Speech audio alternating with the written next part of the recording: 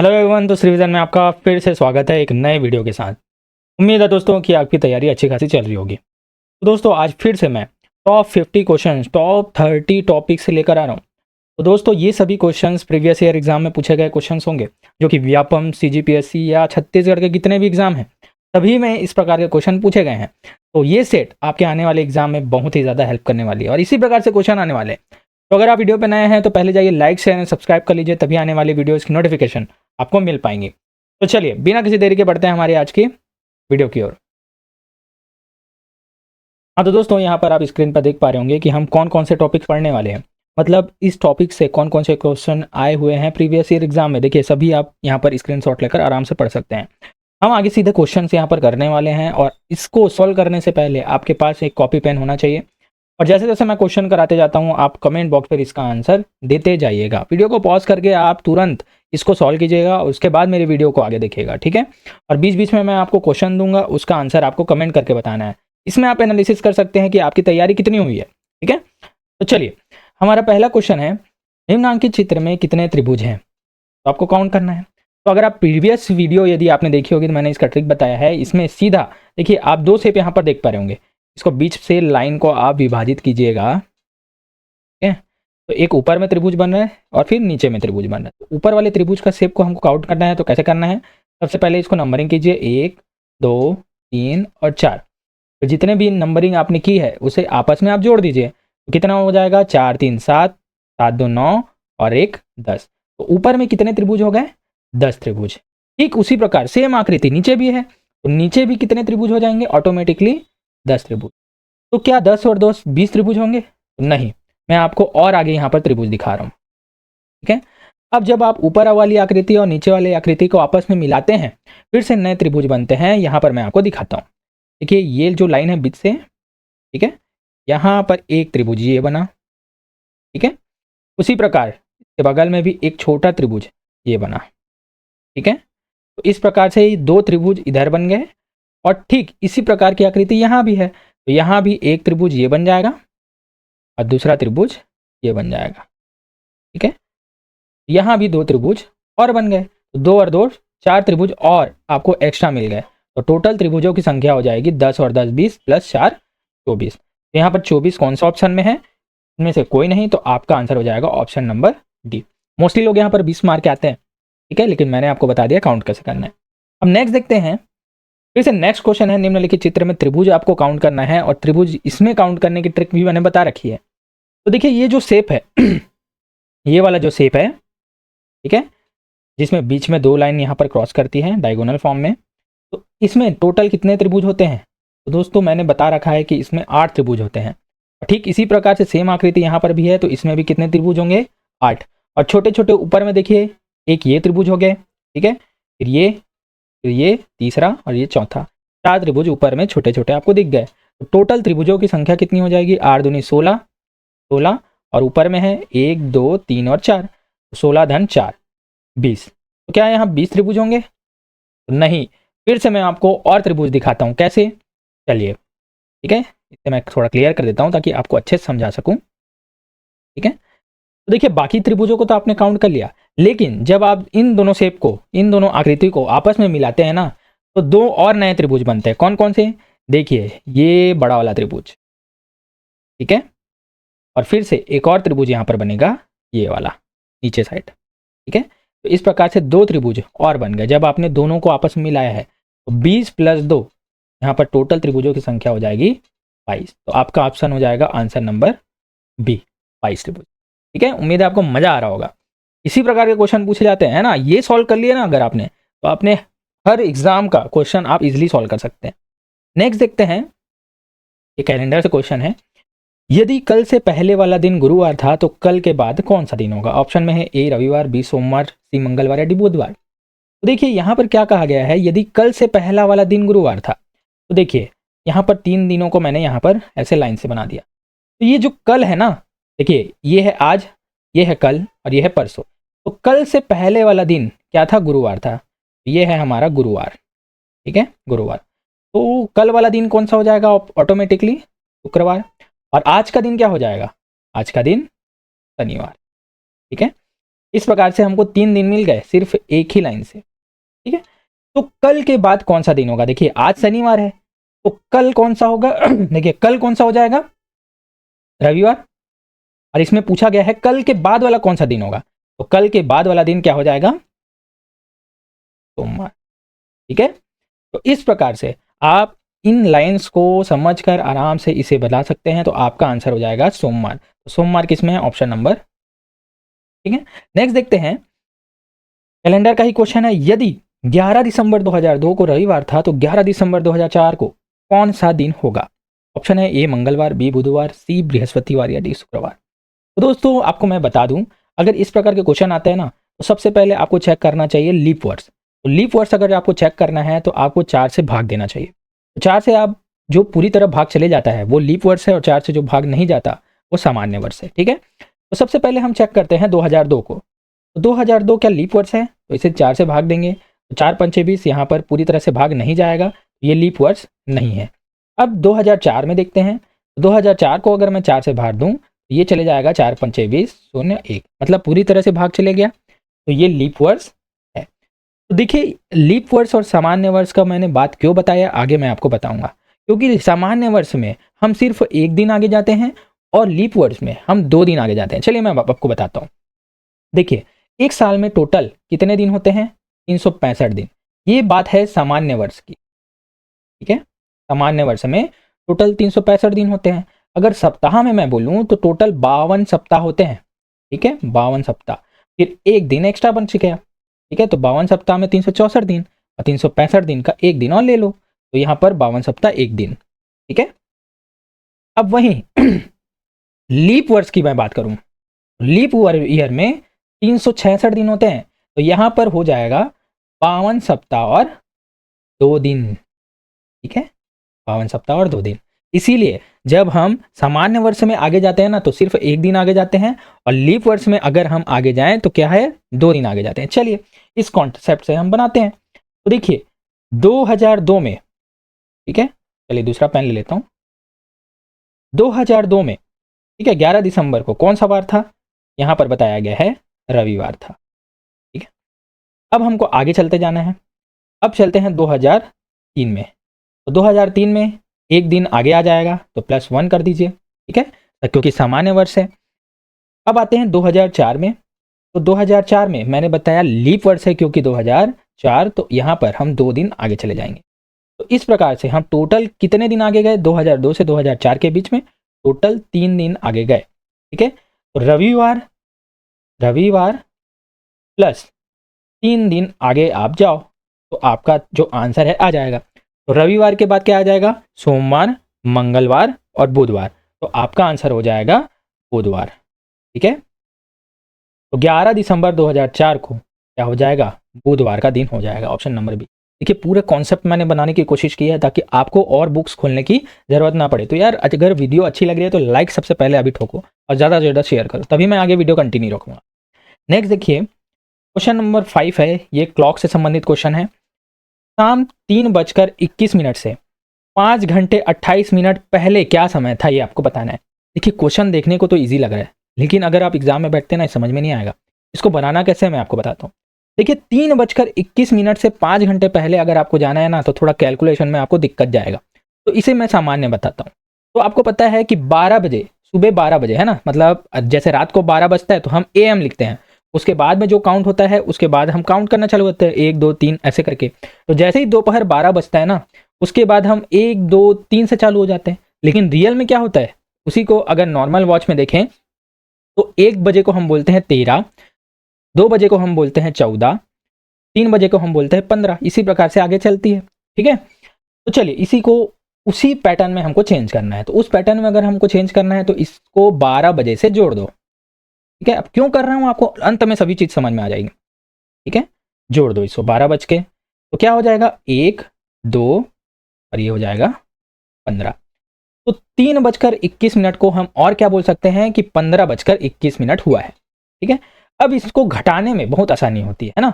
अब इसमें घटाना है हमको 5 घंटा 28 मिनट, तो माइनस कर दो भैया 5 घंटा 28 मिनट। अब देखिए ऊपर में 21 है नीचे में 28 है, तो घटेगा क्या, नहीं, इसको घटाने में दिक्कत होती है। तो इसको क्या करो आप, 15 घंटा 21 मिनट को मैं ये भी तो लिख सकता हूँ 14 घंटा, 1 घंटा को इधर चेंज कर दो तो कितना हो जाएगा 81, 1 घंटा बराबर 60 मिनट, तो 81 मिनट है ना, 14 घंटा 81 मिनट। अब इसको अगर हम माइनस कर दूं 28 से, तो देखिए ऊपर में अब बड़ा हो गया, नीचे में छोटा, अब आराम से माइनस हो जाएगा। तो 11 में 8 गया 3, और 7 में 2 गया 5, और 14 में 5 हो गया 9। तो इस प्रकार से 9:53 आपका आंसर हो जाएगा। तो ऑप्शन नंबर डी, प्रातः 9:53 आपका आंसर हो जाएगा। देखिए प्रातः और सायं ये आपको जानना होगा, हम पीछे चल रहे हैं ना, तो क्या हो जाएगा प्रातः। ठीक है, नेक्स्ट देखते हैं, किसी घड़ी के सामने एक आईना रखा जाए और घड़ी 5:40 का समय दिखाए, तो आईने में उस समय का प्रतिबिंब क्या होगा। ठीक है, घड़ी पकड़ो, सामने में आईना है, ऐसे रख दो, तो कांटा है ना किस प्रकार से अपना स्थान परिवर्तित करेगा ये आपको बताना है। तो देखिए जब भी प्रतिबिंब वाली बात आई ना, तो इसको आपको सीधा माइनस कर देना है 12 बजे से। तो 12 बजे से बोलूं, अगर यहाँ पर मिनट नहीं दिया ना तो सीधा 12 से माइनस कर दो, लेकिन अगर मिनट में दिया है तो 12 बजे को हम क्या लिख सकते हैं, और 11:60। ठीक है, चूंकि यहाँ पर मिनट में दिया है इसलिए इसको इस प्रकार से मैंने लिखा है। अब सीधा इसमें माइनस कर दो, तो 5:40 को माइनस कर दो, तो माइनस करो, यहाँ पर 0, फिर 2, फिर 11 में 5 गया, कितना हो जाएगा 6। तो 6:20 आपका आंसर हो जाएगा। जब आप मिरर रखेंगे ना तो 5:40 को मिरर के सामने में रखेंगे तो ऐसा दिखेगा 6:20। तो आपका आंसर हो जाएगा ऑप्शन नंबर ए। ठीक है, तो जब भी मिरर इमेज बोले आपको माइनस कर देना 11:60 से। नेक्स्ट देखते हैं, एक लड़का अपने, देखिए दिशा से संबंधित है ना, तो एक लड़का अपने घर से पूर्व की ओर 5 किलोमीटर चलता है, इसके बाद यह दाईं ओर घूमकर 8 किलोमीटर, इसके बाद फिर दाएं घूमकर वो 8 किलोमीटर चलता है। अब वह अपने घर से किस दिशा में है। ठीक है, तो डायरेक्शन पूछा गया है, एक एक करके हम आगे बढ़ते हैं। तो सबसे पहले पूछा गया है, एक लड़का अपने घर से पूर्व की ओर 5 किलोमीटर चलता है, तो देखिए पूर्व दिशा इस साइड हो गई, तो पूर्व की ओर कितना चल गया 5 किलोमीटर चल गया। ठीक है, दूसरा पेन। अब इसके बाद वह दाईं ओर घूमकर 8 किलोमीटर चलता है, अब दायां घुमा, देखिए नीचे साइड इसका दायां होगा, ये चले गया फिर 8 किलोमीटर। ठीक है, उसके बाद हम आगे देखते हैं, इसके बाद वो फिर दाएं घूमकर वह 10 किलोमीटर चलता है। अब इधर से दाएं क्या हो जाएगा, इस साइड है ना, इधर से चलकर वो किधर चलता है 10 किलोमीटर चलता है, ये देखिए 10 किलोमीटर चल गया। ठीक है, अब वह अपने घर से किस दिशा में है। तो देखिए आप यहाँ पर देखेंगे ना, तो ये जो है ये उसका घर है। ठीक है, यहाँ से उसने चालू किया है और वर्तमान में यहाँ पर है, तो इसकी दिशा क्या हो गई, देखिए ये इसकी दिशा है। तो मैंने बता रखा है, देखिए डायरेक्शन को फिर से मैं बता देता हूँ, ये ईस्ट अर्थात पूर्व, वेस्ट पश्चिम, नॉर्थ यानी उत्तर, साउथ यानी दक्षिण। तो ये जो बीच वाला होता है ना, ये होता है नॉर्थ ईस्ट अर्थात उत्तर पूर्व, ये वाला जो होता है ये साउथ ईस्ट होता है मतलब दक्षिण पूर्व, और ये वाला जो होता है ये साउथ वेस्ट होता है मतलब दक्षिण पश्चिम, और ये वाला जो दिशा है वो क्या होता है नॉर्थ वेस्ट अर्थात उत्तर पश्चिम। तो देखिए हम अभी देखिए इस वाले दिशा में है, मतलब इस दिशा का पूछा गया है, तो इसे क्या कहते हैं दक्षिण पश्चिम। देखिए तो ये कौन सी दिशा हो जाएगी दक्षिण पश्चिम, तो आपका आंसर हो जाएगा ऑप्शन नंबर बी करेक्ट होगा।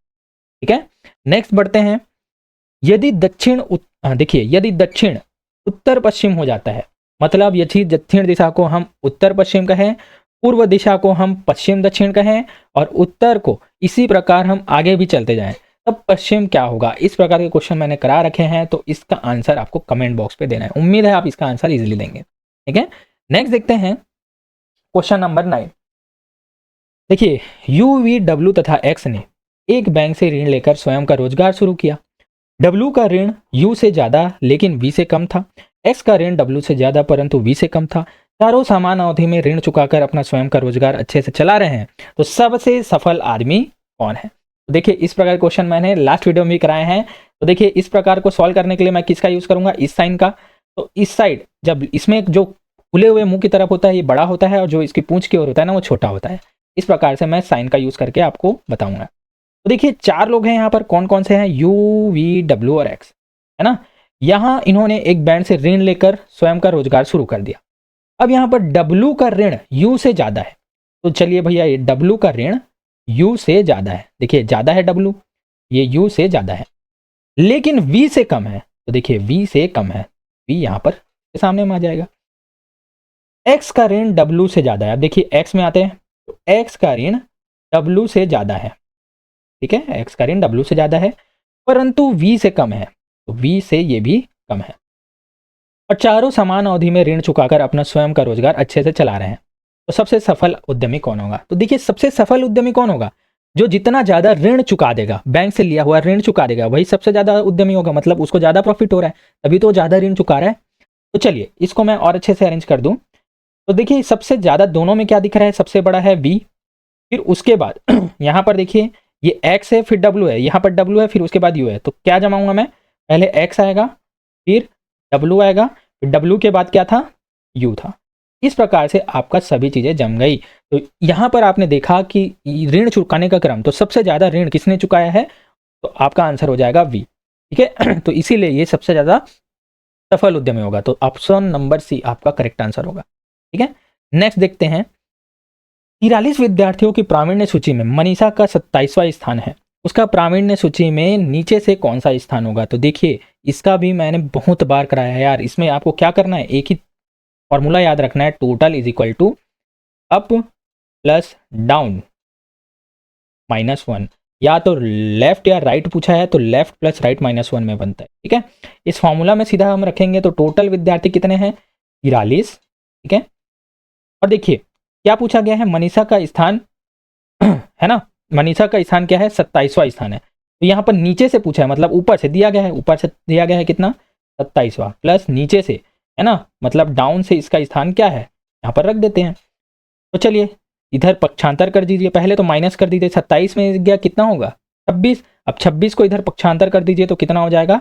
43 minus 26 is equal to down, ठीक है। तो इसको माइनस कीजिए तो 13 में 6 गया 7, और फिर 1, तो 17, ठीक है। डाउन से आपका आंसर हो जाएगा 17, ठीक है। 17वें नंबर पर इसका स्थान। तो इस फॉर्मूले से ही आपका पूरा आंसर हो जाता है, ठीक है। मैं थोड़ा फास्ट चल रहा हूँ क्योंकि मुझे 50 क्वेश्चन कराने हैं, है ना, इसलिए मैं आपको डील नहीं कर रहा। इससे पहले के जितने भी वीडियोस हैं ना, उसमें मैंने सारी चीज़ें बता रखी हैं। चलिए आगे बढ़ते हैं। यदि ए प्लस बी का मतलब ए बी है, ए बी है की बेटी, मतलब ए बी की बेटी है, आपको याद रखना है ए बी की बेटी है। ए माइनस बी का मतलब है ए बी का पति है। ए इंटू बी का मतलब है ए बी का भाई है। तो P into Q minus R संबंध दर्शाता है, ठीक है। तो चलिए हमको निकालना है P into Q minus R, ठीक है, और बाकी सभी यहाँ पर दिए गए हैं। तो देखिए सबसे पहले हम आते हैं पी इंटू क्यू। तो गुणा वाला किस में है भाई? इसमें है। तो यहाँ पर ए की जगह में पी है, बी की जगह में क्यू है, ठीक है। तो यहाँ पर बोला गया है ए इंटू बी का मतलब है ए बी का भाई है। तो ए बी का भाई है तो यहाँ पर क्या हो जाएगा? पी क्यू का भाई है, ठीक है। तो पी जो है इस क्यू का क्या हो गया? भाई है, तो भाई हो गया, तो ये मेल हो गया भाई। और मेल को मैं किससे दर्शाता हूँ? त्रिभुज से, वो फीमेल को सर्कल से। तो पी क्यू का क्या है? भाई है। ये तो बना लिए हम, ठीक है। अब आगे चलते हैं, फिर निकालना है हमको क्यू माइनस आर। तो क्यू माइनस आर, तो माइनस वाला कहाँ है? यहाँ है। तो ए माइनस बी का मतलब है ए बी का पति है। तो ए की जगह में अभी क्यू है और बी की जगह में क्या है? आर है। तो क्या हो जाएगा? ए माइनस बी का मतलब है ए बी का पति है, तो यहां पर से क्या हो जाएगा? क्यू आर का पति है। जो क्यू है ना, ये आर का, ये आर का क्या हो जाएगा? पति है, पति है। तो क्यू भी क्या हो जाएगा? मेल हो जाएगा, और ये भी क्या हो जाएगी? महिला, क्योंकि ये पत्नी है। तो अब पूछा गया है P into Q minus R का संबंध। तो यहाँ पर ऑप्शन में है, ऑप्शन देख के बताना है आपको। यहाँ पर बोला है पी आर का दामाद है, तो देखिए पी आर का दामाद है क्या? नहीं है। पी आर का क्या लगेगा बताइए? पी के भाई की पत्नी है, तो पी अगर बड़ा है ना, उम्र में बड़ा है क्यू से, तो ये हो जाएगा आर का जेठ, ठीक है। और अगर पी क्यू के उम्र से छोटा है तो ये कहलाएगा उसका क्या? देवर। आर का देवर कहलाएगा ना, इस आर का देवर कहलाएगा। तो यहाँ पर ऑप्शन में है पी आर का दामाद है, तो नहीं भैया। पी आर का भाई है, नहीं है। आर पी की पत्नी है, नहीं है, वो तो क्यू की पत्नी है। तो इनमें से कोई नहीं, ये आपका आंसर हो जाएगा। देखिए सारी चीज़ें मैंने बता रखी हैं, अच्छे से आपको समझना होगा, ठीक है। नेक्स्ट देखते हैं, क्वेश्चन है, किसी तस्वीर की ओर देखकर वंदना ने कहा वह मेरे माँ के पति की बड़ी बेटी है। तो तस्वीर के व्यक्ति और वंदना के बीच क्या संबंध है? मजेदार क्वेश्चन है, चलिए बताता हूँ आपको। देखिए वंदना बोलती है कि तस्वीर की ओर देखती है, कौन देखती है? वंदना, ठीक है। देखिए यहाँ पर एक तस्वीर है, इसकी ओर देख रही है और बोलती है वह मेरी माँ के पति। तो वंदना के माँ, देखिए ये माँ, ठीक है, माँ के पति, तो पति, ये पति, ठीक है, पति, पति है ना, की बड़ी बेटी है। तो इसकी बड़ी बेटी, तो देखिए इसकी बड़ी बेटी है, बेटी कौन, ये जो फोटो वाली है। तो यहाँ पर पूछा है तो तस्वीर के व्यक्ति और वंदना के बीच में क्या संबंध होगा। तो देखिए बड़ी बेटी ही तो तस्वीर में है, तो बताइए यहाँ पर दोनों के माँ बाप सेम हैं, तो ये दोनों क्या हो जाएंगे, बहन तो होंगे ना, और वंदना इसकी क्या हो जाएगी, बहन ही होगी। तो यहाँ पर पूछा है इन दोनों के बीच संबंध किसका है, ऑप्शन नंबर ए, बहन का है। बहुत ईजी क्वेश्चन था, लेबर इंस्पेक्टर का क्वेश्चन है, ठीक है, बस आपको समझना होगा कि क्या बोला जा रहा है। नेक्स्ट देखते हैं, यदि दिए गए चित्र को मोड़कर घन बनाया जाएगा तो 6 डॉट वाले फलक के विपरीत कितने डॉट होंगे। तो ये बनाना ना बहुत ही ईजी है। क्या करना है आपको, एक एक अल्टरनेट लेना है। अल्टरनेट मतलब एक के बाद एक वाला ही उसका अपोजिट होता है। जैसे यहाँ पर दिया है 5, तो 5 का अपोजिट आपको एक बॉक्स छोड़ना है, ये दूसरा वाला इस 5 का अपोजिट होगा। तो देखिए ये वाला जो है इसका अपोजिट होगा, ठीक उसी प्रकार ये जो 1 है ये किसका अपोजिट होगा, इस 6 का। और जो बाकी बच गया जैसे 4 और यहाँ पर 2, तो 4 का अपोजिट क्या हो जाएगा, सीधा 2 हो जाएगा। एक एक छोड़कर आपको चलना है, ठीक है। तो यहाँ पर क्या हो जाएगा, 5 का विपरीत 3 और 1 का विपरीत 6। तो यहाँ पर आपका ऑप्शन है 6 डॉट वाले के विपरीत क्या होगा, 6 डॉट वाले के विपरीत यहाँ पर 1 होगा, 1 डॉट होगा। तो ऑप्शन नंबर 1 करेक्ट होगा। तो अल्टरनेट में बच जाना है, सबसे ईजी क्वेश्चन रहता है, ठीक है। नेक्स्ट देखते हैं, अब पासे से क्वेश्चन है दूसरा, डाइस की निम्नलिखित स्थिति में 5 के विपरीत कौन सा अंक है। देखिए आपको 4 प्रकार के यहाँ पर पासे दिए गए हैं, है ना। तो यहाँ पर पूछा गया है 5 के विपरीत। तो सबसे पहले देखिए कि आपका 5 किस में है। तो 5 देखा जाए तो 5 दिख रहा है हमको ये तीसरे नंबर के पासे में, ठीक है। अब तीसरे नंबर के पासे में मुझे 5 दिख गया, तो अब हमें ऐसे देखना है कि हम इजीली इसका आंसर निकाल सके अपोजिट के थ्रू, है ना। तो जब मैंने दूसरे पासे में देखा तो यहाँ पर दूसरे पासे और तीसरे पासे में 2 अंक कॉमन है। देखिए इसमें भी 6 कॉमन है, इसमें भी 6 कॉमन है, और इसमें भी 4 कॉमन है, और इसमें भी 4 कॉमन है।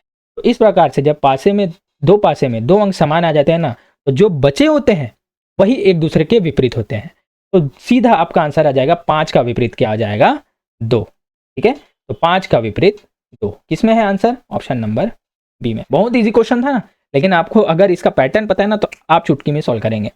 नेक्स्ट देखते हैं, अब है कथन निष्कर्ष से क्वेश्चन है, ठीक है। तो यहाँ पर बोला गया है, कथन है कि सभी सेब अनानास है, सभी अनानास अंगूर है। यहाँ पर निष्कर्ष है सभी अंगूर अनानास है, लेकिन सभी सेब अंगूर है। तो यहाँ पर आपको बताना है कि कौन सा निष्कर्ष सही है। तो इसके लिए हम यूज़ करते हैं वेन डायग्राम का, ठीक है। तो सबसे पहला कथन है कि सभी सेब अनानास है। चलिए भाई बनाओ। ये देखिए सभी सेब क्या है, सेब, ये हो गए अनानास, ठीक है, अनानास, सभी सेब अनानास है। अब बोला गया है सभी अनानास अंगूर है, मतलब ये सभी अनानास, ये देखिए ये पूरा सभी अनानास क्या हो जाएंगे, अंगूर। अब ये वेन डायग्राम तो रेडी हो गया, इसी के आधार पर आपको निष्कर्ष देना है, इसके बाहर कुछ भी आपको आंसर नहीं देना है। निष्कर्ष है सभी अंगूर अनानास है। तो देखिए क्या सभी अंगूर अनानास है, तो नहीं, बल्कि सभी अनानास अंगूर है। तो ये निष्कर्ष तो क्या हो जाएगा, गलत हो जाएगा। फिर है सभी सेब अंगूर है। तो देखिए सेब अंदर है और अंगूर बाहर, तो सभी सेब क्या है, अंगूर है, यहाँ पर सीधा दिख रहा है। तो ये क्या हो जाएगा, तो केवल और केवल निष्कर्ष 2 सही है। तो option number B correct answer, ठीक है। नेक्स्ट देखते हैं,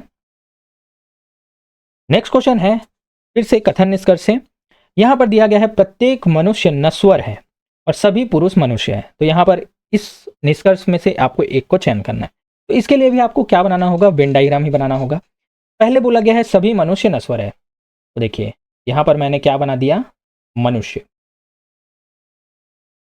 ठीक है, और सभी मनुष्य को क्या बना दिया गया है, नश्वर। यहाँ पर ये बन गया नश्वर, ठीक है। फिर नेक्स्ट देखते हैं सभी पुरुष मनुष्य है। तो जो सभी पुरुष है ना, ये मनुष्य के अंदर में आएंगे। चलिए भाई बना देते हैं। तो मनुष्य के अंदर में क्या बनाना है हमको, पुरुष। ये जो पुरुष है ना मनुष्य के अंदर आ गए, ठीक है। अब बताइए कौन सा सही होगा। ए में है सभी पुरुष नश्वर है। तो देखिए सभी पुरुष नश्वर है, देखिए नश्वर बाहर है और पुरुष अंदर, तो सभी पुरुष नश्वर है। तो ये क्या हो जाएगा, नहीं हो जाएगा। अब बोला गया है सभी नश्वर पुरुष है, सभी नश्वर क्या पुरुष है? नहीं है, क्योंकि नश्वर बाहर है, ये गलत होगा। सभी मनुष्य पुरुष है, तो सभी मनुष्य पुरुष है क्या? नहीं, बल्कि सभी पुरुष मनुष्य है, तो ये भी गलत है। सभी नश्वर मनुष्य है, तो सभी नश्वर क्या मनुष्य है? नहीं, ये भी बाहर है, तो ये भी गलत होगा। इनमें से कोई नहीं तो नहीं होगा। ऑप्शन ए, क्योंकि यहाँ पर दिख रहा है, तो ऑप्शन नंबर ए करेक्ट होगा। नेक्स्ट देखते हैं, निम्नलिखित में से कितने न शिक्षित है, न खिलाड़ी, परंतु पुरुष व दुकानदार है। देखिए यहाँ पर जो डायग्राम है उसमें से देख के आपको बताना है ठीक है, बार बार इस प्रकार के क्वेश्चन मैं करा रहा हूँ। चलिए, तो यहाँ पर देखिए सर्कल वाला जो दिया है ये दुकानदार है, वर्ग वाला है ना खिलाड़ी है, और जो आयत में है वो पुरुष है, और जो त्रिभुज में है वो शिक्षित है। तो यहाँ पर बोला गया है निम्नलिखित में से कितने न तो शिक्षित हैं। तो देखिए शिक्षित, तो ये शिक्षित है, तो हमको इसको हटाना है, क्योंकि हमें शिक्षित को नहीं लेना है। ठीक है, इस त्रिभुज को हमको हटाना है। त्रिभुज में जितने भी अंक आएंगे वो हटा दो। ठीक है, ये तो नहीं आएगा, ना शिक्षित। फिर आते हैं, अब है न खिलाड़ी, खिलाड़ी भी नहीं होने चाहिए, मतलब ये जो बॉक्स है वर्ग, इसके भी अंकों को हमको हटाना है, खिलाड़ी भी नहीं होना चाहिए भाई। अच्छा चलिए, इसको भी हटा दो। फिर है परंतु पुरुष व दुकानदार है। चलिए, क्या होने चाहिए? अब होने चाहिए पुरुष, तो पुरुष कौन से हैं? ये आयत वाले। ठीक है, आयत वाले क्या हो जाएंगे? पुरुष। अब पुरुष के साथ साथ क्या होने चाहिए इनको? दुकानदार भी होने चाहिए, मतलब ये इसमें। ठीक है, पुरुष के साथ साथ दुकानदार, तो पुरुष भी है और दुकानदार भी है, तो यहां पर केवल और केवल 12 मुझे दिख रहा है, क्योंकि तीन तीन जो है ना ये पुरुष नहीं है। ठीक है, क्योंकि आयत के बाहर है, केवल और केवल 12 हमको दिख रहा है, तो 12 हमारा क्या हो जाएगा? हो जाएगा। ठीक है, अब नेक्स्ट देखते हैं, इसका आंसर आपको देना है। ठीक है, तो निम्नलिखित चित्र का अध्ययन करते हुए प्रश्न का उत्तर दीजिए। जहां आयत चित्रकार को दर्शाता है, ये जो आयत है ना वो चित्रकार को दर्शाएगा, वृत्त जो है खिलाड़ी को दर्शाएगा, और त्रिभुज चिकित्सक को दर्शाएगा। यहाँ पर क्वेश्चन है, ऐसे कितने खिलाड़ी हैं जो तो ना तो चित्रकार है और ना ही चिकित्सक? उम्मीद है इसका आंसर आप कमेंट बॉक्स में मुझे देंगे। ठीक है, नेक्स्ट देखते हैं, क्वेश्चन है 6। अब देखिए बैठक व्यवस्था से क्वेश्चन है ना, दिया गया है 6 मित्र एक गोल मेज के आसपास 6 कुर्सियों पर यथाक्रम में बैठे हैं। नितिन अमित और सतीश के बीच में बैठा है, मधुर अमित के सामने बैठा है, अमित और प्रियंका कुर्सियों पर पड़ोसी हैं, कृष्णा के सामने कौन बैठा है? तो सबसे पहले यहाँ पर बात की गई है 6 मित्रों की, है ना, और वो भी गोल मेज पर बैठे हैं। चलिए भैया, गोल मेज पर सबसे पहले हम 6 मित्रों को यहाँ पर बैठा देते हैं। ठीक है, गोल मेज ले लिए, अब यहाँ पर 6 मित्रों को बैठा दिए, थोड़ा थोड़ा गिपिंग, 2 3 4 5 6 लोग यहाँ पर बैठ गए। अब इस किस क्रम से बैठे हैं, है ना, इसको आपको बताना है। तो बोला गया है नितिन अमित और सतीश के बीच में बैठा है। तो चलिए भैया, यहाँ पर मैं बैठा देता हूँ नितिन को, जो कि अमित और सतीश के बीच में बैठा है, बैठ गया। ठीक है, मधुर अमित के सामने बैठा है, तो देखिए अमित के सामने में कौन बैठा है? मधुर बैठा है। चलिए भैया, मधुर बैठ गया। अमित और प्रियंका कुर्सियों पर पड़ोसी है, तो अमित और प्रियंका क्या है? पड़ोसी हैं बोला है, तो प्रियंका यहाँ आ गई। अब बचा कौन?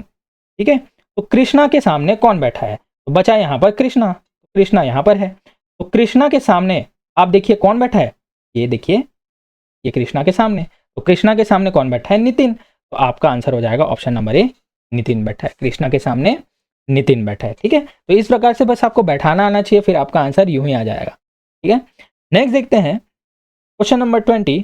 सचिन युवराज और रोहित के बीच में बैठा है, वीरू रोहित के बाईं तरफ बैठा है, और अनिल युवराज के दाहिनी तरफ बैठा है। यदि ये लोग दक्षिण की तरफ मुंह करके बैठे हैं, तो सबसे दाहिनी तरफ कौन बैठा है? तो देखिए आपको मुख को भी देखना है, तभी आप इसका आंसर इजीली दे पाएंगे ना। क्वेश्चन को इसलिए सबसे पहले पढ़ लिया कीजिए, उसके बाद बनाइए। तो सबसे पहले इन्होंने कहा कि ये लोग इधर मुंह करके बैठे हैं, ये दक्षिण की ओर मुंह करके बैठे हैं। ठीक है, दक्षिण की ओर, टोटल 5 लोग हैं यहाँ पर, दक्षिण की ओर मुंह करके बैठे हैं, ये मैंने बना दिया। अब इसके अनुसार हमको जमाना है। तो बोला गया है सचिन युवराज और रोहित के बीच में बैठा है। तो चलिए, ये जो सचिन है ना, ये युवराज यू और रोहित आर के बीच में बैठा है। ठीक है, वीरू रोहित के बाईं तरफ बैठा है, तो वीरू जो है रोहित के बाएं, तो देखिए जो बायां है, अब क्योंकि वो दक्षिण की ओर मुख करके बैठा है, तो ऐसे में तो बायां इधर होता, लेकिन दक्षिण की ओर मुख करके बैठा है तो बायां इधर हो जाएगा। तो इधर कौन बैठा है? वीरू। रोहित के बायां साइड मतलब इधर कौन बैठा है? वीरू, मतलब वी यहाँ पर बैठा है।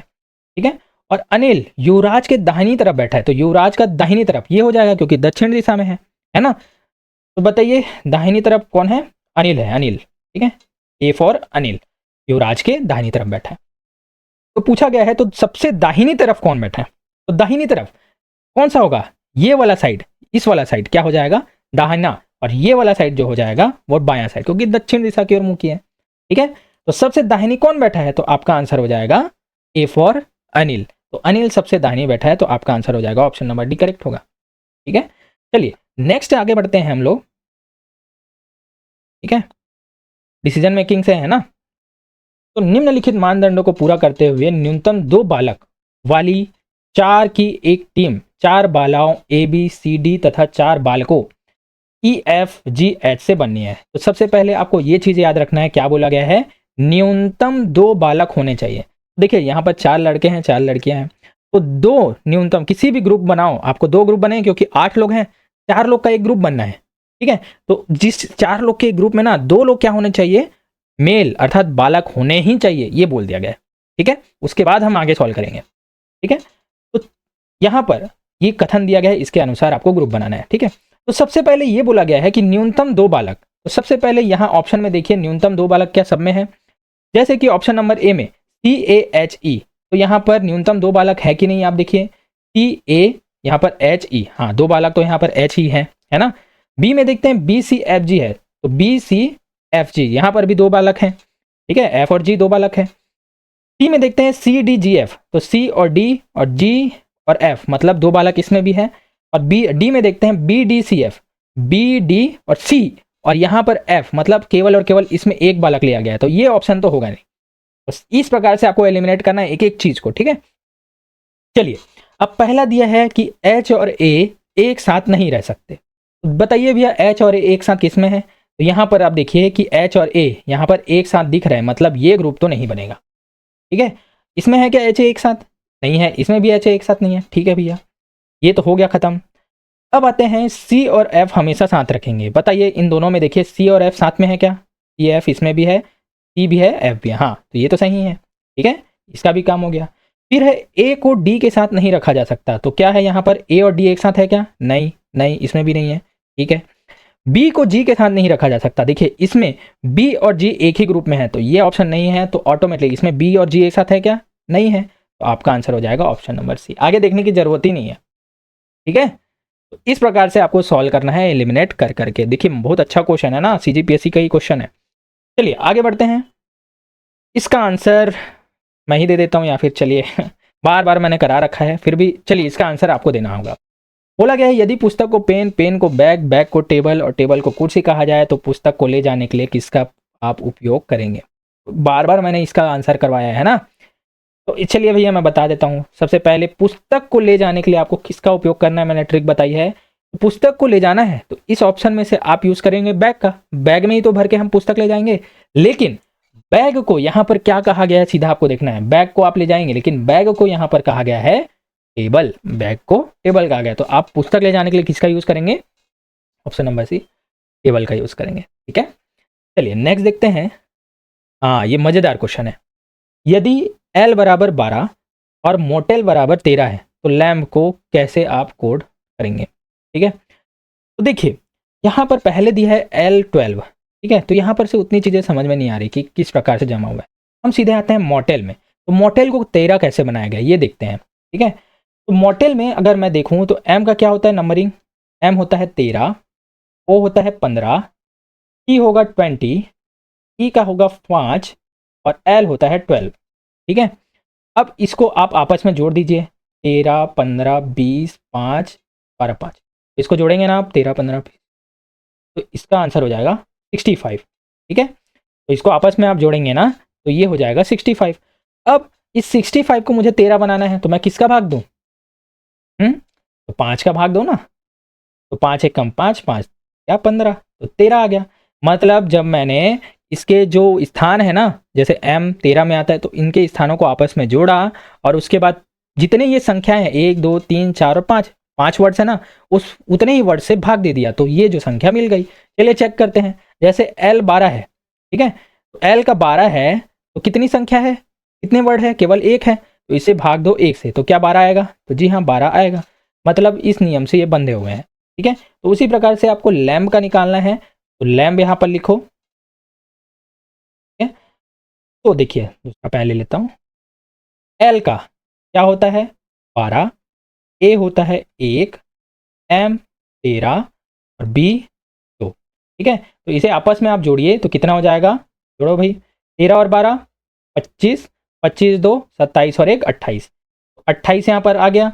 अब हम क्या करते थे, जितने वर्ड हैं उसको डिवाइड करते थे। यहाँ पर कितने वर्ड है? 1 2 3 और 4। चलो भैया डिवाइड कर दो, 4 एकम 4, 4 सत्ते 28। तो आपका आंसर हो जाएगा ऑप्शन नंबर 7। ठीक है, उम्मीद है आपको ये चीज़ें समझ में आई होंगी। नेक्स्ट देखते हैं। मज़ेदार क्वेश्चन है, देखिए मेरे नाम से क्वेश्चन आ गया। श्री श्री श्री श्री श्री श्री श्री श्री श्री श्री यहाँ पर रखा गया है। उस शब्द को अर्थात डिक्शनरी के नियम से व्यवस्थित किया जाता है, तो इनमें से कौन अंत में आएगा ये आपको बताना है। तो जैसे डिक्शनरी में आप देखते हैं ना, पहले ए आता है फिर बी आता है, आपको इस प्रकार से जमाना है। ठीक है, तो देखिए इस प्रकार से क्या अगर क्वेश्चन आएगा आप एक एक करके ऐसे जमाते रहेंगे? तो नहीं, मैं आपको ट्रिक बताता हूँ कि आप इसको जमाते कैसे हैं। ठीक है, तो देखिए सबसे पहले आप यहाँ पर देखिए, सबसे पहले वर्णमाला में क्या आता है? एस, सब में दिया है एस, एस सेम है। एस के बाद आएगा एच, एच। ठीक है, यहाँ पर आर है, यहाँ पर आर है। ठीक है, यहाँ पर भी आर है, यहाँ पर भी एच है। ठीक है, और यहाँ पर भी एच है। मतलब हमें पूछा गया है कौन अंत में आएगा, तो सबसे पहले हम ये निकाल लेते हैं ना कि कौन पहले आएगा। तो जो एच वाले हैं ये लोग तो बाकियों से पहले आएंगे, तो इसे सीधे हम काट देते हैं, तो ये लोग तो होंगे ही नहीं। ठीक है, इन लोग को जमाने का कोई मतलब ही नहीं है, क्योंकि ये लोग अंत में नहीं, ये लोग पहले आ जाएंगे। अब सिर्फ हमको देखना है ये वाले और इस वाले पे कौन पहले आएगा। तो देखिए दोनों में देखिए एस आर आई एस और एस आर आई एस दोनों में सेम है, बस आपको आगे वाले वर्ड को देखना है। अब आएगा एस पहले आएगा वर्णमाला में कि एच? तो जाहिर सी बात है क्या पहले आएगा? एच पहले आएगा, तो ये अंत में तो नहीं आ सकता, तो लास्ट में क्या आएगा? एस आर आई, एस आर आई। ठीक है, तो आपका आंसर हो जाएगा ऑप्शन नंबर बी। मोस्टली लोग अभी इसको जमाते रहते, लेकिन हमारे पास एग्जाम में टाइम नहीं होता। टाइम का ही तो मेन इशू है, वरना रीजनिंग उतना टफ थोड़ी ना होता है। ठीक है, तो टाइम आपको बचाना है, तो इस प्रकार से इस अप्रोच से आपको आगे बढ़ना है, तो आपका ऑप्शन नंबर बी करेक्ट होगा। नेक्स्ट देखते हैं, ठीक इसी प्रकार इसको भी आपको जमाना है, इससे वर्णमाला के रूप से। इसमें भी मैं आपको बताता हूं कि आपको कैसे आंसर देना है। क्या सबको आप जमाते रहेंगे? नहीं। तो चलिए यहां पर दिया गया है ए बी सी डी ई। ठीक है, कौन पहले आएगा आपको जमाना है यहाँ पर ऑप्शन में। तो सबसे पहले सभी में आप देखिए आई एन बी, देखिए इसमें भी I N B, I N B, I N B, I N B और आई एन बी सभी में कॉमन है। तो वी के बाद वाली वर्ड्स को आपको जमाना है। तो वी के बाद सबसे पहले क्या आएगा? ई आएगा, ओ आएगा, आई आएगा, ए आएगा, ई आएगा। तो सबसे पहले क्या आएगा? ए आएगा। तो ऑप्शन नंबर डी पहले आएगा, ये पहले नंबर पे आएगा। तो ऑप्शन नंबर डी किस में है? इन तीनों में है, इसमें नहीं है, तो सी वाला ऑप्शन सीधा काट दो। ठीक है, उसके बाद ए के बाद क्या आएगा? इन सभी में से देखिए वी के बाद ई और ई, दोनों में ई है ना, ई वाला आएगा। अब ई वाला तो आएगा लेकिन दोनों में ई है, तो इन दोनों में से पहले कौन आएगा? तो देखिए यहाँ पर अब आगे बढ़ते हैं, इसमें है एन और इसमें भी है एस। तो एन पहले आएगा कि एस? तो जाहिर सी बात है कौन आएगा? एन पहले आएगा। तो दूसरे नंबर पे क्या मिल गया हमको? इन्वेंटरी। ठीक है, तो दूसरे नंबर पे ए आएगा। तो दूसरे नंबर पे ए कौन से में है? देखिए ऑप्शन नंबर डी में। ऑप्शन नंबर डी में पहले नंबर पे डी है और दूसरे नंबर पे ए है। और किसी में ऐसा है क्या? नहीं। और किसी में ऐसा है क्या? नहीं। सीधा option number D correct answer होगा। आपको बाकी को चेक करने की जरूरत ही नहीं है। ठीक है, तो दोस्तों आप आगे चेक कर सकते हैं। उसके बाद क्या आ जाएगा? ये देखिए ई है तो ई आ जाएगा, उसके बाद सी आ जाएगा क्योंकि यहाँ आई है, उसके बाद बी आ जाएगा। ठीक है, आप इस प्रकार देख के भी बता सकते हैं, लेकिन ऑप्शन से आपको सॉल्व करना है। ठीक है, नेक्स्ट देखते हैं, मजेदार क्वेश्चन है। निम्नलिखित प्रश्नों में एक शब्द दिया गया है जिनके बाद अन्य 4 शब्द दिए गए हैं। इनमें से कोई शब्द दिए गए शब्दों के वर्णों से नहीं बनता, वह शब्द ज्ञात कीजिए। तो देखिए यहाँ पर क्या दिया गया है, ये जो शब्द दिए गए हैं ओरिएंटेशन, अब इसके ही वर्ड्स को यूज करके आपको इन वर्ड्स को बनाना है। तो ऐसा कौन सा है जिसमें ये इसमें जो वर्ड्स दिया गया ना उसको नहीं लिया गया है, मतलब वो इसमें इस वर्ड इसमें नहीं है वो। ठीक है, चलिए मैं आपको बताता हूँ। जैसे ऑप्शन है ए नेशन, तो यहाँ पर NATION, इससे नेशन बना है। तो क्या यहाँ एन है? तो जी हाँ एन है।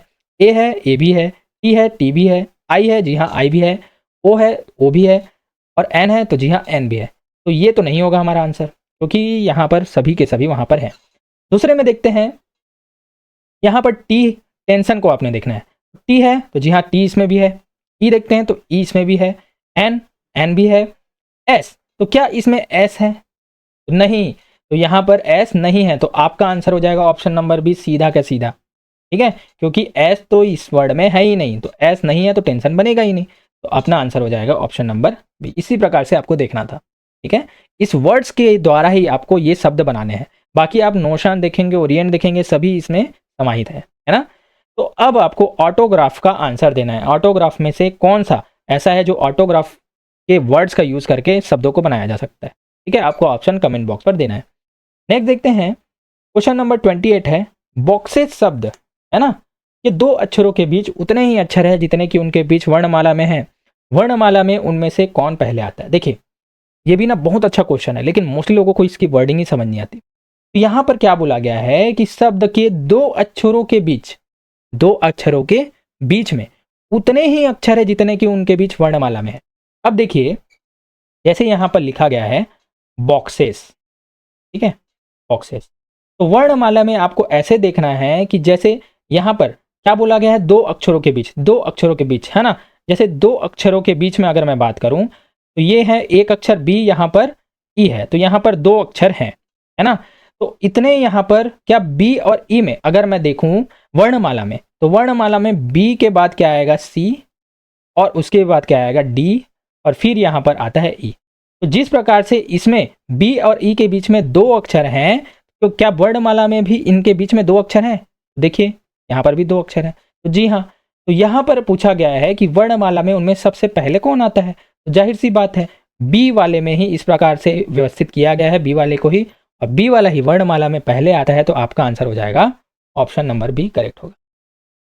ठीक है, तो देखिए आपको इसको अच्छे तरह से समझना होगा, बस आप किस प्रकार से इसको व्यवस्थित करते हैं ना, वही पूछा जाता है। आप आगे भी देख सकते हैं, है ना, जैसे ओ और एक्स में देखिए, क्या इन दोनों के बीच में उतने ही अंक है जितने वर्णमाला में है ना। एक्स ई में देखिए, एस ए ई में देखिए, इस प्रकार से आप देख के बता भी सकते हैं। मैंने सीधा इसका आंसर आपको दे दिया है। ठीक है, अब नेक्स्ट देखते हैं, क्वेश्चन नंबर 29, निम्न शब्दों को अर्थपूर्ण क्रम में लगाएं।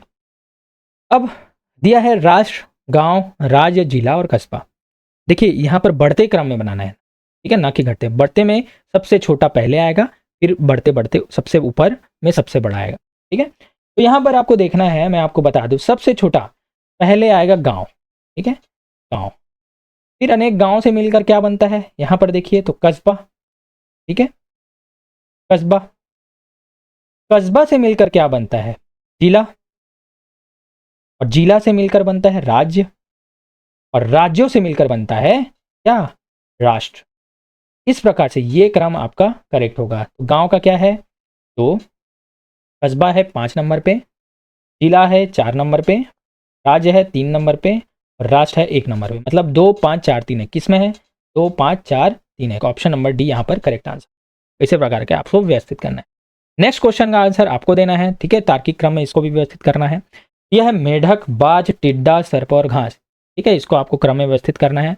दोस्तों मैं आपको बता देता हूँ कि ये खाद्य श्रृंखला है, उस हिसाब से आपको बनाना है। खाद्य श्रृंखला मैंने हिंट दे दिया है, इसके आधार पर इसको जमा कर आपको कमेंट बॉक्स पर आंसर देना है। ठीक है, नेक्स्ट है सही उत्तर छांटिए। ठीक है, यहाँ पर बोला गया है जैसे ऊर्जा का संबंध जूल से है, तो आयतन का संबंध किससे है, ये आपको बताना है। तो यहाँ पर ऑप्शन है ए किलोग्राम, बी लीटर, सी ठोस, या डी क्षमता। तो दोस्तों यहाँ पर ऊर्जा और जूल में अगर मैं संबंध देखूं तो ऊर्जा का मात्रक क्या है, जूल है। कार्य ऊर्जा दोनों का मात्रक क्या होता है, जूल ही होता है। तो ऊर्जा का मात्रक यहाँ पर जूल है। ठीक उसी प्रकार से आयतन का मात्रक क्या होगा यहाँ पर बताना है। तो दोस्तों ऑप्शन में आयतन का मात्रक क्या होता है, लीटर। तो ऑप्शन नंबर बी आपका करेक्ट होगा। ठीक है, चलिए नेक्स्ट देखते हैं। ठीक उसी प्रकार से इसमें भी है ना। तो नीचे 3 शब्द दिए गए हैं जिनमें एक संबंध है। देखिए अब 3 शब्दों को दिया गया है जिनमें आपस में संबंध है। तो दिए हुए विकल्पों में से वह विकल्प छांटे जिसमें वही संबंध होना चाहिए।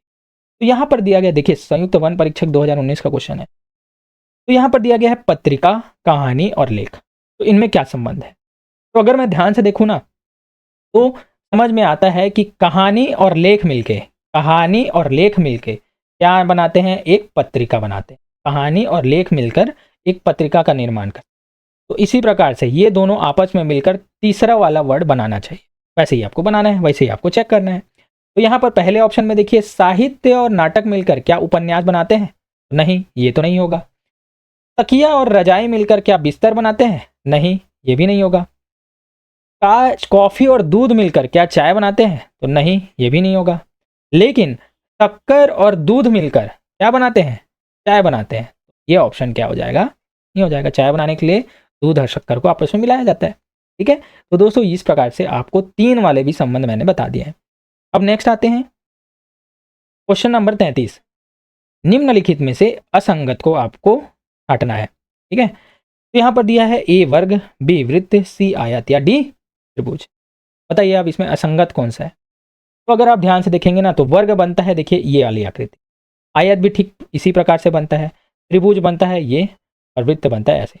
तो बाकी तीनों में एक सीधी लाइन का यूज करके इन आकृतियों को बनाया गया है, लेकिन सर्कल जो है ना वृत्त है, इसमें सीधी लाइन होती है क्या? नहीं, इसमें एक भी सीधी लाइन आपको देखने को नहीं मिलेगी, इसलिए जो है बी वृत्त यहाँ पर बाकियों से अलग है। ठीक है, नेक्स्ट है, इसका आंसर आपको देना है कमेंट बॉक्स पर। ठीक है, 18, 27, 26, 36, 119, 99, 63 और 45, 108 में कौन सा अलग है बाकी तीनों से? आपको इसका आंसर कमेंट बॉक्स पर देना है। ठीक है, देखिए एजीडीओ का क्वेश्चन है, आपको कमेंट बॉक्स पर आंसर देना अगर आप तैयारी कर रहे हैं तो। चलिए नेक्स्ट क्वेश्चन है, यदि पी क्यू आर, देखिए बहुत बढ़िया क्वेश्चन है ना, मोस्टली लोगों से क्वेश्चन नहीं बनता, टफ लगता है, लेकिन मैं इसको हलवे जैसे सॉल्व करवाऊंगा अभी। तो यदि पी क्यू आर का अर्थ P plus R S T का अर्थ है R minus T, U V W का अर्थ है U square into W square तथा डब्ल्यू एक्स वाई का अर्थ है डब्ल्यू स्क्वायर भागित वाई स्क्वायर, तो 1Q2V8X4S1 का मान ज्ञात करना है। तो मोस्टली लोगों को तो यही समझ नहीं आता कि किस प्रकार से रिलेशन है। तो दोस्तों मैं आपको बता दूं कि जैसे P और R दिया गया है ना, ये दोनों संख्याएं हैं, आगे आजू और बाजू की संख्या है, और जो बीच वाला है ना वो बीच का चिन्ह है। तो जैसे यहाँ पर Q जो है प्लस चिन्ह को डिनोट कर रहा है, S है यहाँ पर माइनस को, V है गुणा को, और X भाग को दर्शा रहा है। ठीक है, और आजू बाजू में जो है वो उसकी संख्याओं को दर्शा रहे हैं। चलिए इसी प्रकार से हमको सॉल्व करना है। चलिए इसको मैं यहाँ पर लिख लेता हूँ एक बार। क्या बोला गया है? 1Q2V8X4S1। ठीक है, अब इसको हमको सॉल्व करना है। सबसे पहले हम आते हैं 1Q2 की ओर। 1Q2 की ओर, तो Q का मतलब है प्लस, तो मतलब इस वाले संक्रिया पर हमको काम करना है। तो यहाँ पर P के जगह में 1 है और R के जगह में 2 है, तो सीधा हमको रखना है Q का मतलब होता है प्लस, तो 1 + 2। ठीक है, अब आते हैं हम 2V8 में। 2V8 में तो बताइए V का मान क्या होता है? V का यहाँ पर देखिए V मतलब गुणा, तो 2 और इन 8 के बीच में गुणा का चिन्ह आएगा। ठीक है भैया, लेकिन यहाँ पर U की जगह में क्या दिया है? U स्क्वायर, U का वर्ग दिया है, और W में W का वर्ग दिया है, मतलब यहाँ पर 2 का क्या हो जाएगा? वर्ग। ठीक है, तो V का मैंने बताया, V मतलब क्या होता है? गुणा, तो W का वर्ग मतलब 2 का वर्ग, और V का मतलब है गुणा। ठीक उसी प्रकार से सॉरी, यहाँ पर U का वर्ग मतलब 2 का वर्ग, और यहाँ पर W का वर्ग मतलब 8 का वर्ग, तो यहाँ पर करना है 8 का वर्ग करना है अपने को। ठीक है, उसके बाद अब आते हैं 8x4 में। तो x किस में है भैया? इसमें है, तो x का मान क्या है? भाग है। ठीक है, भाग का साइन अब आएगा, तो यहाँ पर W के स्थान पर W का वर्ग है, तो W के स्थान पर 8 है, मतलब क्या हो जाएगा? 8 का वर्ग पहले से है, फिर आएगा भाग का चिन्ह, उसके बाद है y का वर्ग, y के जगह में है 4, तो 4 का वर्ग यहाँ पर लिख देना है। ठीक है, उसके बाद यहाँ पर है 4S1 में, तो S किस में है आपको देखना है? S है इसमें, तो S का मतलब है माइनस, तो R माइनस टी, मतलब R के जगह में ये है, तो इसका क्या है? माइनस लगेगा अब, और T के जगह में क्या है? 1 है। इस प्रकार से आपको व्यवस्थित करना है। अगर आपने इसको व्यवस्थित कर लिया तो इसको आप बॉडमास रूल से, बॉडमास क्या बताता है कि आप में कौन सी संक्रिया आपको पहले करनी है, भाग करना है, गुणा करना है, तो उससे आपको बस सॉल्व करना है। तो चलिए बॉडमास के अनुसार सबसे पहले होता है, इसको मैं सिंपल वे में लिख लेता हूँ, 1 + 2 का वर्ग 4 गुणित 64 - 16S1। ठीक है, अब इसको सॉल्व कीजिए। ठीक है, ये भाग है, सबसे पहले भाग वाली संक्रिया होगी, तो 16 का भाग 64 से कीजिए, तो 16 × 64 हो जाएगा। ठीक है, 1 + 4 × 4 बार में गया, तो यहाँ पर 4 आया, -1 आ गया, तो यहाँ पर -1 और +1 पहले ही काट दो, और 4 और 4 4 × 16, यहाँ पर 16 आपका आंसर हो जाएगा। तो इसमें से कोई भी यहाँ पर आंसर नहीं है, तो इनमें से कोई नहीं यहाँ पर आंसर हो जाएगा। ठीक है, चलिए अब इसको फिर से आपको बना के देखना है ना, प्रैक्टिस बार बार कीजिए इसका, क्योंकि इस प्रकार के क्वेश्चन आते हैं। देखिए 2018 का ही क्वेश्चन है।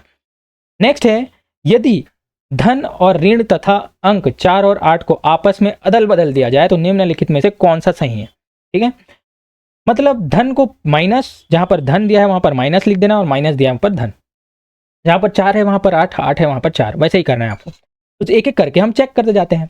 पहला हम चेक करते हैं 4 - 8 धन 12 बराबर 0।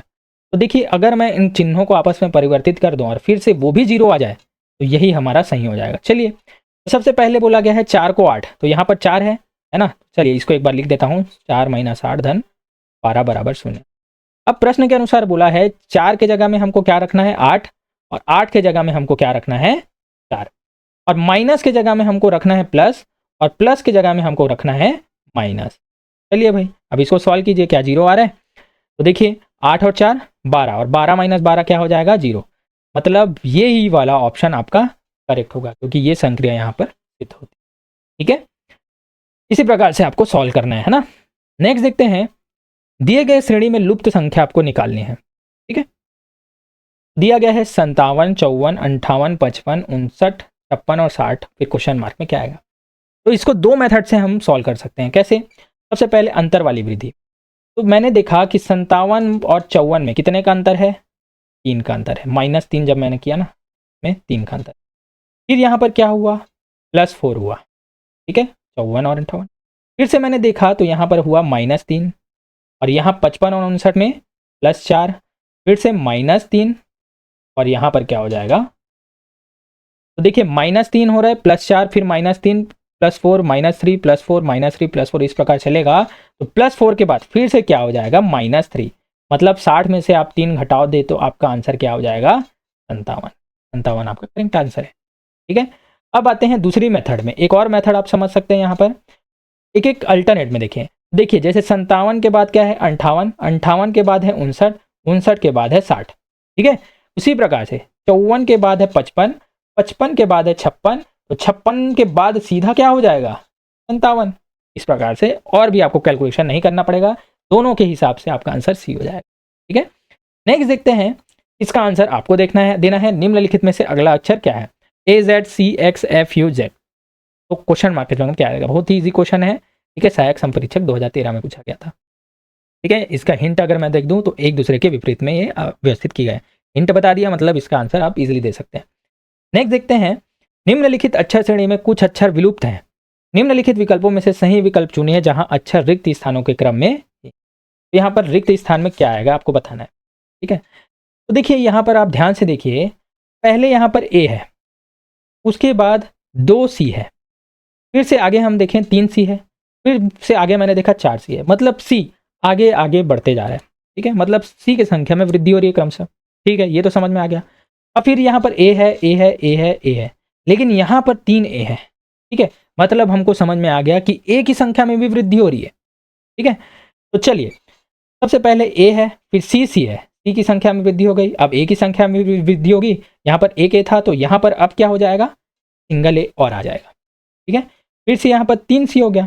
ठीक है, फिर A है, अब यहाँ पर पहले 2A था, अब कितने होंगे 3A, तो यहाँ पर भी क्या हो जाएगा A, अब हो गया ये 3A, फिर ये 4C, मतलब 2A है तो 3C, 3A है तो 4C, 4A होगा तो 5C, इसी प्रकार से आगे बढ़ते जाएगा। तो यहाँ पर जैसे 4C है, ठीक है, तो उसके बाद क्या हो जाएगा, यहाँ पर फिर से क्या हो जाएगा A होगा, 4A होगा, फिर अगला क्या हो जाएगा यहाँ पर 5C हो जाएगा।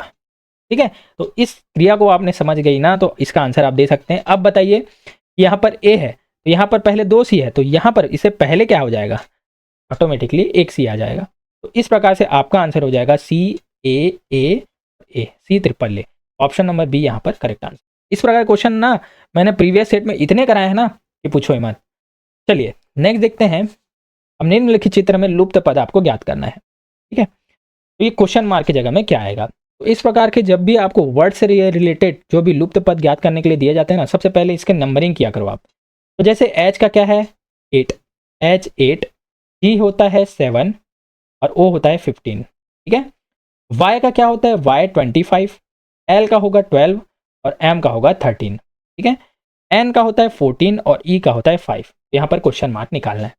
तो इस अंकों की सहायता से आप इजीली इसको समझ सकते हैं। तो देखिए सबसे पहले ऊपर OGH में हम देखें तो 8 और 7 को अगर हम जोड़ें तो क्या आ जाता है 8 और 7 15। मतलब आपस में हम इन दोनों को जोड़ रहे हैं ना, तो तीसरी वाली संख्या आ जाएगी। ठीक, इसमें भी चेक करते हैं। तो जब हम 13 और 12 को आपस में जोड़ेंगे तो क्या 25 आएगा? तो जी हाँ, 13 और 12 क्या हो जाता है? 25। मतलब दो वर्ड्स को आपस में जोड़ने पर तीसरे वर्ड्स मिल जाते हैं। तो यहाँ पर दिया है 14, तो यहाँ पर है 5, तो किन दोनों को जोड़ूंगा तो मैं 14 आएगा, ऐसे हमको निकालना है। तो सीधे हम 14 में से 5 को माइनस कर दे, तो 14 में से 5 को अगर मैं माइनस कर दूं तो क्या हो जाएगा? 9 आएगा। और 9 किसका है स्थान? आई का, आई 9। सीधा आपका आंसर हो जाएगा ऑप्शन नंबर सी, आई। ठीक है, तो इतना ईजी होता है ये, बस आपको नंबरिंग याद होनी चाहिए। और अगर आपको नंबरिंग याद नहीं हो रही है तो मुझे बताइए, कमेंट पे यस लिखिए, मैं एक ट्रिक लेकर आऊँगा, ट्रिक में सारी की सारी चीज़ें समझा दूंगा। नेक्स्ट देखते हैं, निम्नांकित में से प्रश्नवाचक चिन्ह में कौन सी संख्या आएगी? देखिए फिर से यहाँ पर प्रश्नवाचक चिन्ह है, इसी प्रकार के क्वेश्चन है। ठीक है, अच्छा खासा लेवल से मैं क्वेश्चन लेकर आ रहा हूँ, इससे बाहर तो जाएगा ही नहीं। ठीक है, तो यहाँ पर दिया है BL 12, DG 9, EI 12, MO 26, QS question mark. सबसे पहले ये देखें कि ये जमे किससे हैं, है ना? तो सबसे पहले ये बताइए कि B का क्या होता है अंक? B होता है दूसरे नंबर पे, L होता है 12वें नंबर पे। ठीक है, तो इन दोनों को मिलाकर मैं 12 कैसे लाऊं? तो जब मैंने 2 + 12 किया तो कितना आ गया? 14। अब 14 में से जब मैं फिर से 2 घटा दूंगा ना तो हमें 12 मिल जाएगा, मतलब ये वाली संख्या मिल जाएगी। आगे हम चेक करते हैं क्या यही नियम सही है। देखते हैं, D होता है 4 और G होता है 7। ठीक है, तो 7 और 4 को आप जोड़ दो, क्या हो जाएगा? 11। अब इसमें से -2 कर दो तो क्या आ गया? 9। 9 इसमें से मिल गया, मतलब जो उनके स्थान होते हैं उनको आपस में हम जोड़ेंगे और 2 से माइनस कर देंगे तो नीचे वाली संख्या हमको मिल जाएगी। चलिए ई और आई में भी हम चेक कर लेते हैं। तो ई का होता है 5, आई का होता है 9, तो 9 और 5 कितना हो गया? 14। 14 में से जब मैंने 2 को माइनस किया तो क्या हो गया? मिल गया हमको 12। तो मतलब ये वाला रूल सही है। अब सीधा हम आते हैं क्यू और एस में। तो क्यू का होता है 17 और एस का होता है 19। आपस में जोड़ो तो 9 7 36, तो सीधा 36 यहाँ पर आ जाएगा।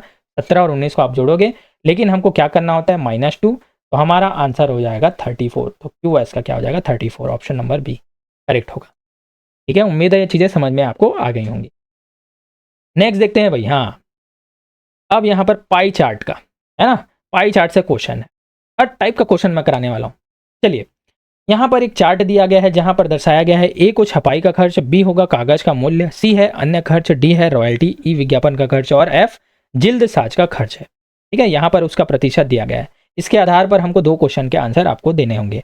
एक क्वेश्चन का आंसर मैं दूंगा, दूसरा का आंसर आपको कमेंट बॉक्स पर देना है। ठीक है, इसलिए अच्छे से समझिए। क्वेश्चन नंबर पहला है, यदि अन्य खर्च रुपए 6000 तब विज्ञापन का खर्च क्या होगा? देखिए अन्य खर्च का यहाँ पर रुपए दे दिया गया है, 6000 है।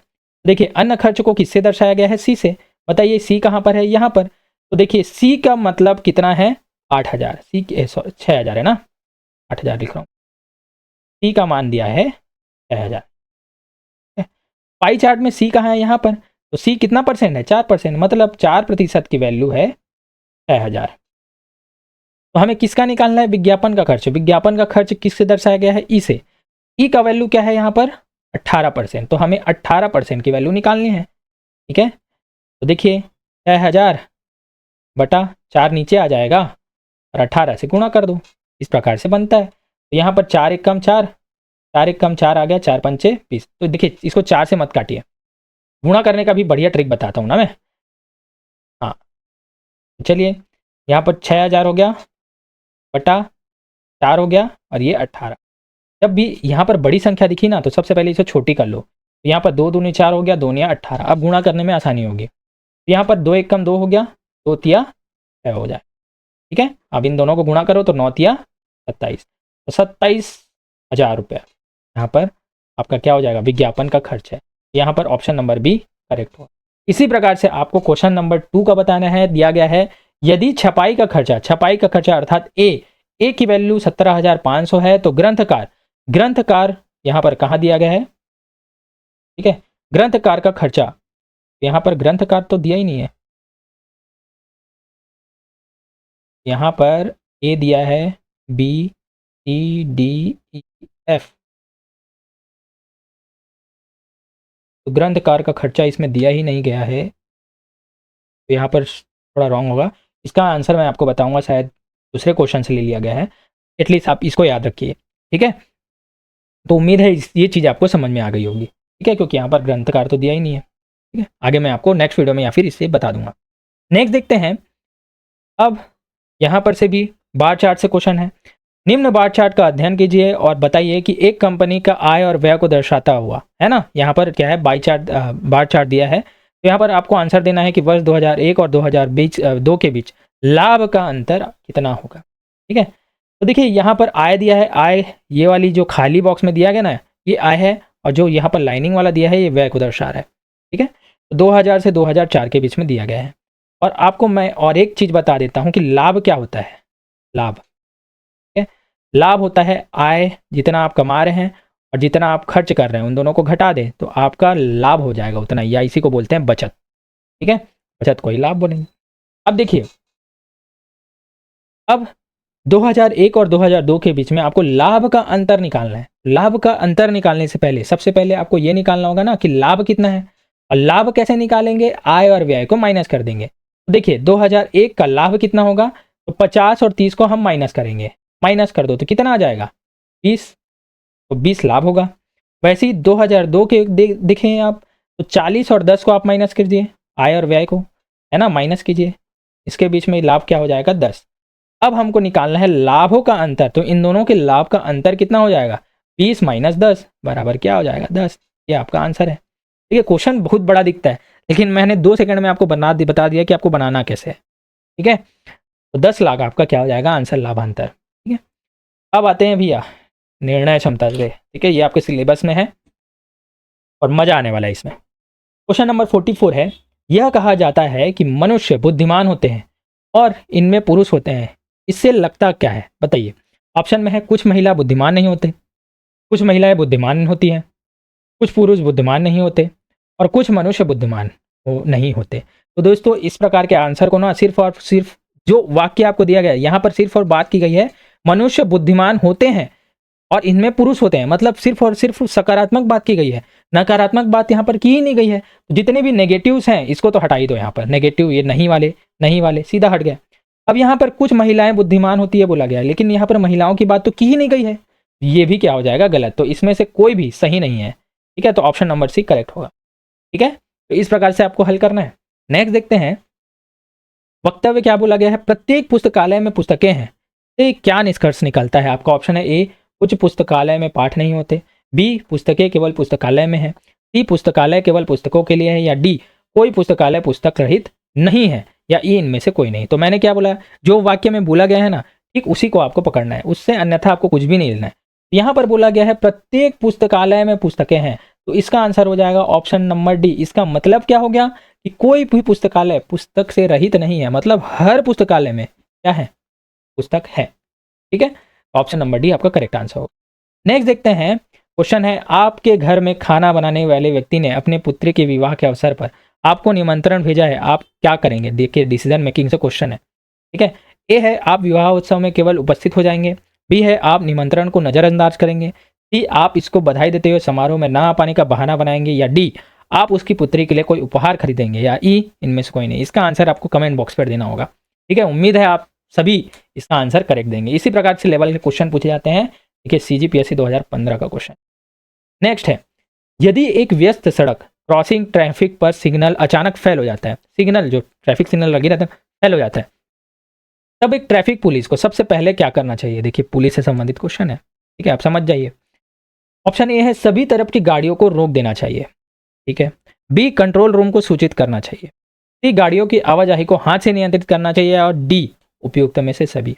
तो दोस्तों अगर सिग्नल कभी भी इस प्रकार से बंद हो जाता है जो, तो ट्रैफिक पुलिस क्या करता है, अपने हाथ से इस ट्रैफिक को कंट्रोल करता है, ना कि पूरी गाड़ियों को रोक देता है, ठीक है। तो आपका आंसर हो जाएगा ऑप्शन नंबर सी, गाड़ियों की आवाजाही को हाथ से नियंत्रित करेगा, क्योंकि आपका जो ट्रैवल है ना वो कभी भी रुकेगा नहीं वहां पर, ठीक है। नेक्स्ट देखिए, एक कार्यालय में 2 महत्वपूर्ण अधिकारियों ने एक दूसरे पर गंभीर आरोप लगाना प्रारंभ कर दिया, कार्यालय प्रमुख को क्या करना चाहिए। समझिए कि आप कार्यालय प्रमुख हैं और 2 अधिकारी वहां पर लड़ रहे हैं, तो आप क्या करेंगे।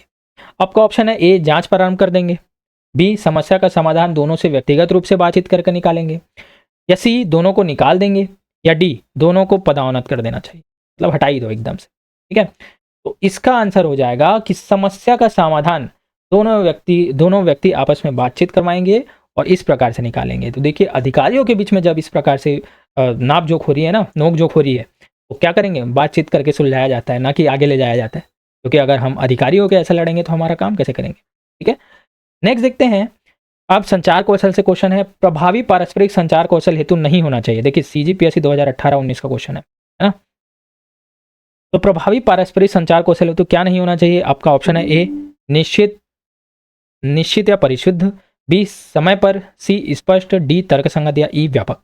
तो दोस्तों संचार कौशल बहुत ही अच्छे तरह से और प्रभावी होने के लिए सबसे पहले वो तो निश्चित और परिशुद्ध तो होना ही चाहिए, ये समय पर भी होना चाहिए और सुस्पष्ट होना चाहिए, साथ ही तर्क संगत होना चाहिए, कुछ भी नहीं बोलना चाहिए। लेकिन यहाँ पर दिया गया है व्यापक, ये जरूरी नहीं है कि वो व्यापक हो, आप संक्षेप में भी अच्छा प्रभावी कौशल यहाँ पर दिखा सकते हैं। तो ऑप्शन नंबर ई यहाँ पर करेक्ट होगा, क्योंकि यही नहीं होना चाहिए। अब नेक्स्ट है, इसका आंसर आपको भी कमेंट बॉक्स पर करना है। संचार कौशल से फिर क्वेश्चन है, सीजीपीएससी 2018-19 का क्वेश्चन है, एक संगठन में अच्छे अंतर व्यक्तिक कौशल युक्त व्यक्तियों की आवश्यकता है, क्योंकि ऑप्शन ए ये अधिक उत्पादनकारी होते हैं, ऑप्शन बी ये समस्याओं का समाधान खोजते हैं, सी ये अपने कार्य के प्रति धनात्मक अभिवृत्ति रखते हैं, या डी उपरोक्त में से सभी और ई उपरोक्त में से कोई नहीं। इसका आंसर उम्मीद है आप कमेंट बॉक्स पर सही देंगे। संचार कौशल से इस प्रकार के क्वेश्चन पूछे जाते हैं। तो दोस्तों इसी प्रकार की सीरीज आपकी आगे भी चलती रहेगी, और अगर अच्छी लगी तो यार लाइक शेयर और सब्सक्राइब करो। अगर आपको इस प्रकार की सीरीज आगे चाहिए तो यार हाँ लिखो कमेंट पे। अगर मैथ्स की चाहिए तो मैथ्स वहाँ पर कमेंट पर लिख दीजिए, मैं नेक्स्ट वीडियो फिर अब मैथ्स की भी लेने आने वाला। दोस्तों आज के मेरे वीडियो पर बने रहने के लिए धन्यवाद, मिलते हैं अपने नेक्स्ट वीडियो में।